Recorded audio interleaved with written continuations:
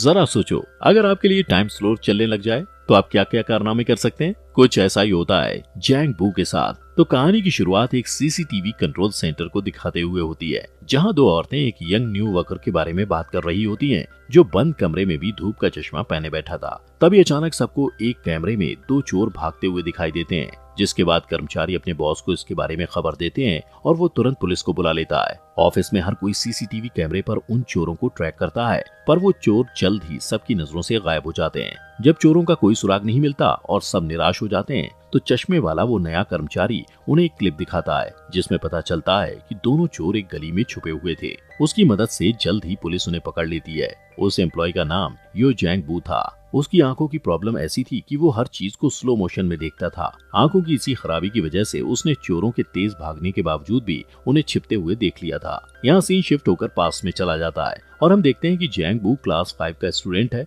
वो अपने बचपन की दोस्त वोंग सू मी के साथ एक दौड़ में हिस्सा लेता है। यही वो समय था जब पहली बार जैंग को स्लो मोशन में दिखना शुरू हुआ था। जब उसके पेरेंट्स को ये बात पता चलती है तो वो उसे डॉक्टर सियोक के पास लेकर जाते हैं, जो उसकी आंखों को चेक करके बताता है कि उसकी आंखों को एक रेयर बीमारी हुई है, जिसका नाम डायनेमिक विजुअल एक्यूटी है, जिसकी वजह से वो चलती हुई चीजों के सारे डिटेल्स इतनी बारीकी से देख सकता है जैसे वो दुनिया को स्लो मोशन में देख रहा हो। ये साबित करने के लिए डॉक्टर जैंग बू की तरफ एक बेसबॉल को बहुत हाई स्पीड में फेंकता है, जिसे वो आसानी से कैच कर लेता है। फिर डॉक्टर उसकी आंखों को आराम पहुंचाने के लिए उसे हर वक्त धूप का चश्मा पहनने को कहता है। जैंग बू की डिसऑर्डर का पता चलने के बाद उसके फादर पैसा कमाने के लिए विदेश चले जाते हैं, ताकि वो अपने बेटे का सही से इलाज करा सकें। जैंग बू घर में अपनी माँ और छोटी बहन के साथ रहने लगता है। वो कहता है कि ये बीमारी उसके लिए एक आशीर्वाद और एक श्राप दोनों है। जहाँ उसे स्लो मोशन में लड़कियों की उड़ती हुई स्कर्ट देखकर मजा आता है, वहीं स्कूल में धूप का चश्मा लगाने की वजह से उसे तंग भी किया जाता है। सूमी उसकी इकलौती फ्रेंड थी, जिससे अब वो प्यार करने लगा था।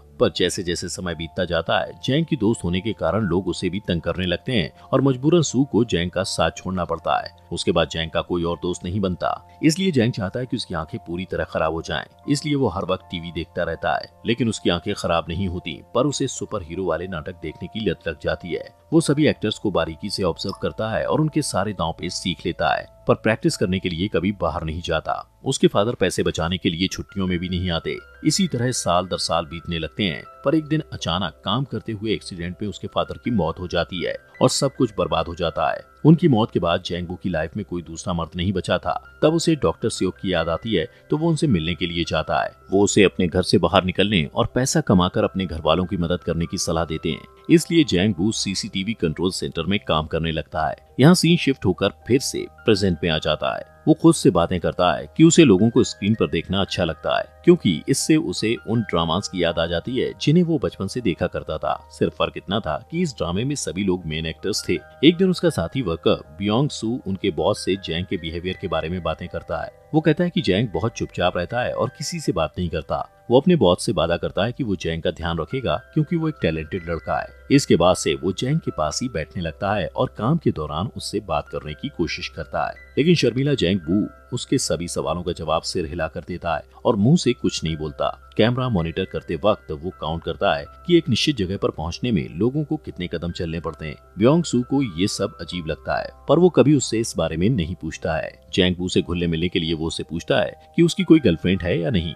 इस सवाल से जैंग बू को सू मी की याद आ जाती है और अगले ही दिन वो उससे मिलने के लिए उसके घर चला जाता है। सूमी बड़ी होकर एक खूबसूरत औरत बन चुकी थी, पर उसे पैसों की दिक्कत थी। उसका कर्जदार उससे झगड़ता है और सू को कहता है कि वो अपना घर बेचकर उसका कर्ज चुका दे। जैंग बू उसे दूर से देखता है, पर पास जाकर बात करने की हिम्मत नहीं जुटा पाता है। उस दिन से वो हर रोज सू को कैमरे में देखने लगता है। वो उसके डेली रूटीन को याद कर लेता है। सूमी हर रात एक कॉफी शॉप में सोडा पीती है और जैंग भी यही करने लगता है। फिर वो नोटिस करता है कि सूमी रास्ते में पड़े एक बेकार सोफे को देखती है, तो अगले दिन वो सोफे को खींचकर कॉफी शॉप के सामने कर देता है, ताकि सूमी उस पर बैठ सके। रात में सूमी की नजर सोफे पर पड़ती है, पर वो ज्यादा ध्यान नहीं देती और उस पर बैठ जाती है। अगले दिन वो तेज बारिश की वजह से बस स्टॉप में फंस जाती है। जैंग उसे मॉनिटर पर देखकर बियोंग के साथ उसकी हेल्प करने पहुंच जाता है। वो ड्रामास के हीरो की तरह उसके सिर पर छाता खोलकर उसे बारिश से बचाने की कोशिश करता है, पर सू से लफंगा कहकर वहां से चली जाती है। इसके बाद जैंग और बियोंग डॉक्टर सियोक के पास जाते हैं और जैंग उनसे सूमी को इम्प्रेस करने का तरीका पूछता है।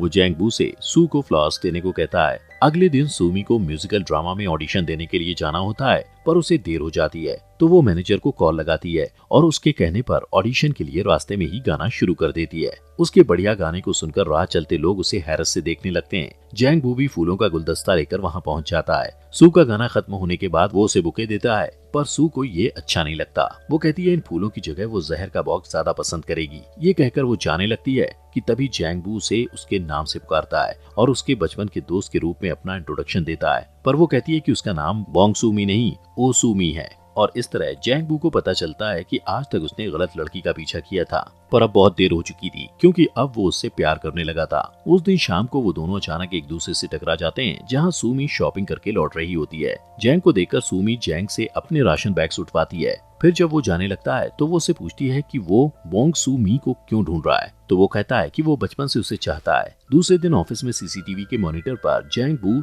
सूमी को किसी से फोन पर बात करते हुए देखता है। फोन करने वाला सूमी को बताता है कि वो म्यूजिकल ड्रामा में सिलेक्ट हो गई है। ये सुनकर सूमी रास्ते में ही खुशी से उछलने कूदने लगती है और नाचने लगती है और जैंग बू से स्क्रीन पर देखता रहता है। उस रात सूमी एक छोटे से रेस्टोरेंट में जश्न मनाने जाती है। जब वो देखती है कि जैंग बू बाहर खड़ा उसे देख रहा है तो वो उसे अंदर बुला लेती है। वो दोनों आपस में बातें करते हैं और सूमी उसे अपने गाने का स्क्रिप्ट दिखाती है और अपनी लाइंस गाकर प्रैक्टिस करती है। जैंग उसे बधाई देता है और उसे भी अपना टैलेंट दिखाता है। रेस्टोरेंट में मौजूद सभी लोग उस पर तेजी से स्पून फेंकते हैं और वो आसानी से कैच कर लेता है। अगले दिन जैंग बू सूमी के घर के पास चक्कर लगाते हुए अपने स्टेप्स काउंट करता है। ब्योंग सू मॉनिटर पर उसे ऐसा करते देख समझ जाता है कि वो रास्ते को याद करने की कोशिश कर रहा है। काम से लौटते वक्त सूमी देखती है कि जैंग बू उसका इंतजार कर रहा है। वो दोनों रास्ते पर अलग अलग टॉपिक्स पर बातें करते हैं और बातों बातों में सूमी को पता चलता है कि जैंग सीसीटीवी सेंटर में काम करता है और सारा दिन लोगों को देख सकता है। फिर वो दोनों उस कॉफी शॉप के सामने रुकते हैं जिसे सू अक्सर देखा करती थी। सूमी उसे बताती है कि उसे उस कैफे के ओनर पर क्रश है और ये भी कहती है कि उसके पास शानदार कार है। जैंग बू को कैफे ओनर से जलन होती है और वो काफी देर तक उसे घूरता रहता है। वो सू को इम्प्रेस करने के लिए उसे कार में घुमाने के लिए ले जाने का फैसला करता है और अपने ऑफिस में सबसे पूछता है कि किसी के पास कार है तो वो थोड़ी देर के लिए भाड़े पर दे दे ताकि वो सूमी को उसमें घुमा पाए, पर बदकिस्मती से किसी के पास कार नहीं होती है। अगले दिन घर लौटते वक्त सूमी को रास्ते में उसका कर्जदार मिल जाता है। वो उस पर चिल्लाता और धमकाता है कि अगर उसने उसका पैसा वापस नहीं किया तो वो उसे चोट भी पहुंचा सकता है, लेकिन जैंग बू और ब्योंग सही टाइम पर पहुंचकर सू को बचा लेते हैं। जब जैंग बू काम पर वापस आता है तो सूमी एक कैमरे के सामने खड़े होकर चिल्लाते हुए थैंक यू कहती है क्योंकि उसे पता था कि सीसीटीवी कंट्रोल सेंटर में जैंग उसे देख रहा होगा। शाम को वो दोनों एक पार्क में मिलते हैं और काफी देर तक बातें करते हैं। जैंग बू उससे पूछता है कि अगर उसे कार मिल जाए तो वो क्या करेगी। इस पर सूमी कहती है कि वो रोज कार में बैठकर समंदर के किनारे जाया करेगी। जैंग बू को कार नहीं मिलती तो वो रोज एक लोकल बस में ट्रैवल करके उसके ड्राइवर से दोस्ती कर लेता है। उसने कैमरे पर उस ड्राइवर को रात के समय अकेले बेसबॉल खेलते हुए कई बार देखा था, इसलिए एक रात वो भी उसके साथ खेल में शामिल हो जाता है और बात बात में उसे अपने दिल की बात बताते हुए उससे अपनी हेल्प करने के लिए रिक्वेस्ट करता है और वो मान जाता है। अगले दिन ब्योंग सू बस ड्राइवर और जैंग बू सूमी को बस स्टॉप से पिक करके सी दिखाने के लिए ले जाते हैं। इसके लिए उन्हें बुसान जाना था। सूमी को खुश करने के लिए जैंग बू जो कुछ भी कर रहा था उससे इम्प्रेस होकर सूमी उसे पसंद करने लगती है, पर अचानक रास्ते में बॉर्डर पुलिस उनकी बस को रोक देते हैं और उस लोकल बस को दूसरे शहर में एंटर करने नहीं देते। सूमी गुस्से में पुलिस वालों से लड़ने लगती है, पर ब्योंग सू उसे शांत करता है। उनकी मेहनत बेकार हो जाती है और उन्हें सी देखे बिना वापस घर लौटना पड़ता है। सीन शिफ्ट होता है और जैंग बू का बॉस सबको बताता है कि शहर में औरतों को उठाने के केसेस बढ़ रहे हैं और उन्हें हर वक्त अलर्ट रहने की जरूरत है। ठीक उसी समय जैंग बू एक मॉनिटर पर सूमी को देखता है, पर वो तुरंत वहाँ से गायब हो जाती है। वो डर जाता है और भागकर वहाँ जाता है, पर वहाँ पहुंचकर उसे पता चलता है कि सूमी ने उसके साथ मजाक किया था क्योंकि वो जानना चाहती थी कि जैंग उसे बचाने के लिए आता है या नहीं। इसके बाद सूमी उसके चश्मे को हटा देती है और दोनों एक दूसरे को किस करते हैं। फिर जैंग उसे घर छोड़ने के लिए जाता है और सूमी उसे अंदर आने को कहती है, पर सूमी देखती है कि कर्जदार उसके घर आए हुए थे और उन्होंने उसकी सारी चीजें बिखेर दी थी। वो उसे पैसा लौटाने के लिए धमकाते हैं। शोर सुनकर जैंग बू उसे बचाने के लिए आगे बढ़ता है, पर उसकी आंखें धुंधला जाने के कारण वो गिर पड़ता है। उन लोगों के जाने के बाद जैंग बू और सूमी बैठकर बातें करते हैं। कर्जदारों के फेंके हुए सामानों को समेटते हुए जैंग बू को सूमी की वो ड्राइंग्स मिलती हैं जो उसने अपने स्कूल डेज में सूमी के लिए बनाए थे। तब सूमी जैंग को बताती है कि वो नहीं चाहती थी कि जैंग बू उसे उसके बचपन वाले रूप में पहचाने, इसलिए उसने जैंग बू से अपनी असलियत छुपाई थी। जैंग बू ये सुनकर खामोश हो जाता है, जबकि सूमी मुस्कुराते हुए उन पेंटिंग्स को देखती रहती है। अगले दिन जैंग डॉक्टर सियोक के पास जाकर कहता है कि उसकी आंखें धुंधली हो गई हैं डॉक्टर उसे बताता है कि उसकी बीमारी अब और बढ़ गई है, जिसकी वजह से बहुत जल्द उसकी आंखें पूरी तरह खराब हो जाएंगी। जैंगबू पहले से ही जानता था कि जल्दी वो अंधा होने वाला है, इसीलिए वो जहाँ भी जाता स्टेप काउंट्स कर लेता था ताकि पूरी तरह से अंधा हो जाने पर भी उसे दिक्कत ना हो। एक तरफ जहाँ जैंगबू अपनी खराब होती आंखों से परेशान था, वहीं दूसरी तरफ सूमी को अपने कर्जों की फिक्र थी, इसलिए वो अपना घर बेचकर सारे कर्जे चुका देती है। पर अब उसके पास रहने के लिए कोई जगह नहीं थी। जैंगबू स्क्रीन पर सूमी को अपने सामानों के बॉक्स के साथ एक दुकानदार से बात करते हुए देखता है कि अचानक उसके साथ काम करने वाली लेडी को एक दूसरे स्क्रीन पर कार को उसी एरिया में चक्कर काटते देख शक होता है। वो करीब से उस कार के नंबर प्लेट को देखती है और नोटिस करती है कि वो कार एक भागे हुए किडनैपर की थी।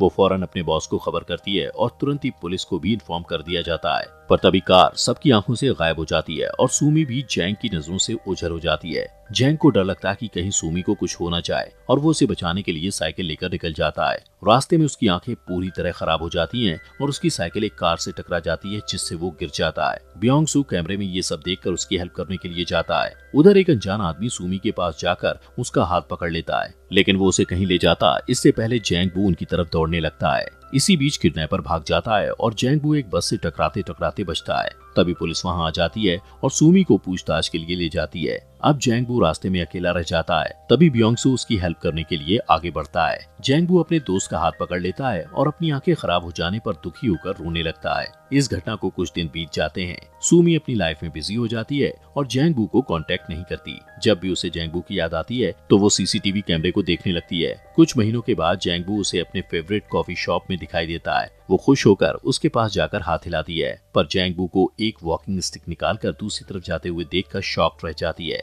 वो सारे रास्ते उसका पीछा करती है और फाइनली वो उस जगह पहुंच जाती है जहां एक आर्ट गैलरी थी। अंदर जाने पर वो देखती है कि पूरी गैलरी जैंगबू के हाथों बनाई हुई सूमी की पेंटिंग से भरी पड़ी थी। तभी जैंगबू को अकेले में यह कहते हुए दिखाया जाता है कि भले ही उसकी आंखें खराब हो गई हैं, पर सूमी उसे अभी भी याद है। अगले दिन सूमी फिर जैंगबू का पीछा करती है। इस बार जैंग उससे पूछता है कि वो कहाँ जाना चाहती है, तो सूमी समझ जाती है कि वो उसे महसूस कर सकता है। फिर दोनों एक दूसरे को हक करते हैं और मूवी खत्म हो जाती है। दोस्तों, हमारे फॉक्स एक्सप्लेनर हिंदी चैनल को सब्सक्राइब करना मत भूलना।